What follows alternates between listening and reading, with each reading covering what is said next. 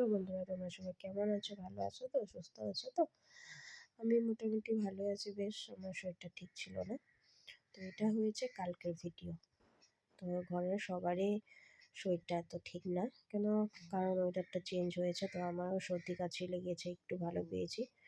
তো কালকে ভিডিওটা এটা কষানো মাটন বানিয়েছিলাম। তোমার দাদাভাইও সর্দি লেগেছে, দাদাভাই বলেছে কিছু ঝাল জিনিস খেতে ইচ্ছা করছে, মাটনটা কষানো করে বানাবে। তো আমি বলছি ঠিক আছে, কিন্তু আমি তো মাটন খাবো না। আমি তো আজকের ভিডিওতে বলেছি আমি কিছু ওষুধ নিয়েছি, জন্ডিসের ওষুধ নিয়েছি, তার জন্য আমার মাটন, মাংস, মাছ, ডিম এগুলো খাওয়া নিষেধ।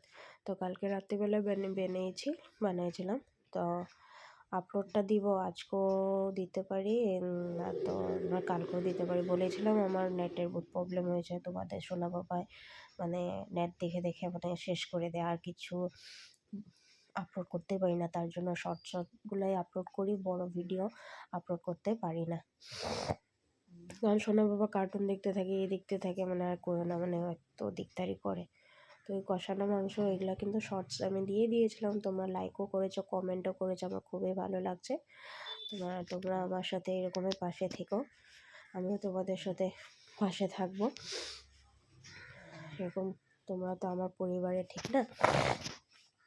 তো লাইক করো, কমেন্ট করো, আমার খুবই ভালো লাগে। আমি রিপ্লাই তোমাদের তা দিতে পারি, কোনো সময় দিতেও পারি না, ভিডিও করতেও পারি না।